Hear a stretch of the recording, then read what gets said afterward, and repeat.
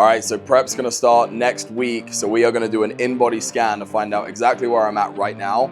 And then we'll do one towards the end of prep to see where we're at. Now, I don't put too much into this, okay? I don't only go by this, but it's kind of good to know where my numbers are, what my body fat percentage is. But when you step on stage, no one cares about what your in-body scan says. So for me, it's just a reference point. I just wanna see where I'm at. I'm not gonna obsess over it.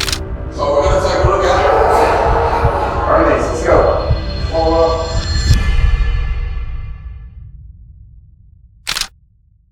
So just a quick rundown, not gonna go into too much detail. Skeletal muscle mass is 100.1, so pretty high up there for my body weight. Body fat mass, 26.8, so percentage of body fat, 13.4%. Pretty solid spot to be starting prep at. Honestly, not too much fat. I mean, I've obviously got to get down a lot, but it's a good starting spot.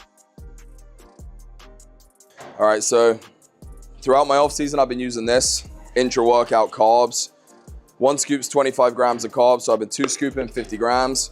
Now, I'll continue to use this for a good bit of prep, but obviously when my calories get super low, I'll probably take this out so I have some carbs that are more satiating rather than just using it for a drink. But it's great for when your calories are high, give you that bit of a boost and delay fatigue through your workout. So I highly recommend an intra-workout carb as well. So one thing I did a few months ago, I bought this Fitbit. So it's been a way for me to establish a baseline of steps that I'm getting every single day. Because as we get into prep, we're going to want to do less. We're gonna get tired. This is gonna be my accountability to make sure I'm still matching that output. Been doing cardio in the off season, but just like 10 to 15 minutes on the treadmill about 5 times a week. You wanna give yourself room to be able to increase that number as you need to burn more calories as you get deeper into prep.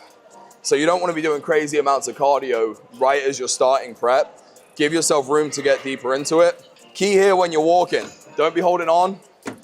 Arms by your side, just like you're walking outside, get a decent incline, kind of steady pace that you can maintain for a good period of time. So I'll probably be looking to see this number. The most I've ever really been up to is about 40 minutes. But cardio is definitely something we should really be doing like year round, just at least a little bit, but not doing so much that when we start prep, you know, we're adapted to it and we have to do a ton more. So this has become like a cleanup day of calves, abs, and arms. What I was finding with my schedule right now, I was on 4 days a week, but the sessions were long. And by the end of them, I was either really fatigued or just running out of time to do the excess stuff. So instead I just made a cleanup day where I get my abs, calves, and arms in, and I make sure I'm giving them the intensity and the effort that I need to, instead of being at the end and kind of like, oh, I'm tired and don't really want to do this.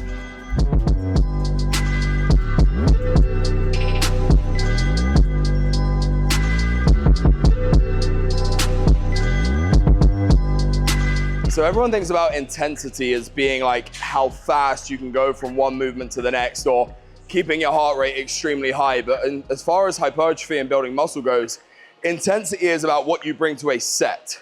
It's about the proximity to failure. Now, if you're not putting the right amount of effort and intensity into a set, you're never gonna grow. So in order to maximize growth, you've got to be taking enough time to rest in between sets.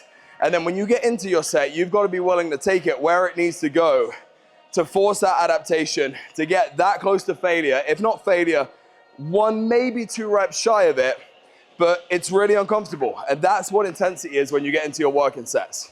So we are getting ready to start prep 2025. We're aiming for the presidential and the Yorton. That is the goal.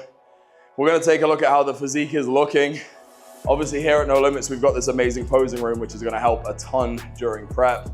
This is the part of off season I hate posing, honestly, because I'm not too keen on how I look right now and I'm ready to get leaner.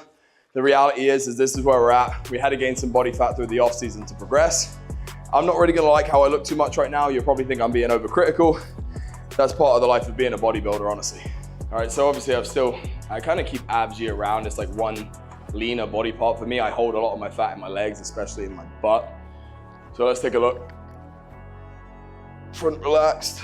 Gonna be a little bit rusty with the posing right now. We've obviously been in the off season. Side relaxed.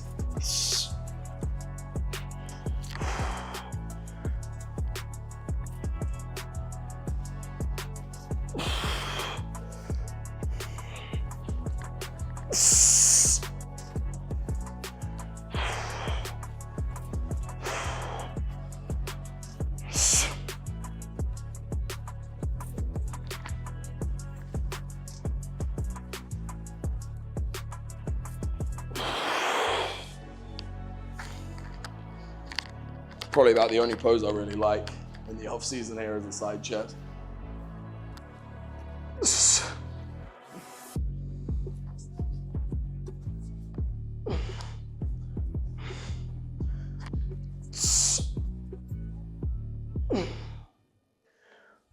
hit a couple back poses. Honestly, I have to get a lot of body work done on my back. It gets knotted up quite a lot around my scaps. So sometimes I can struggle really getting wide, especially if I've just trained it.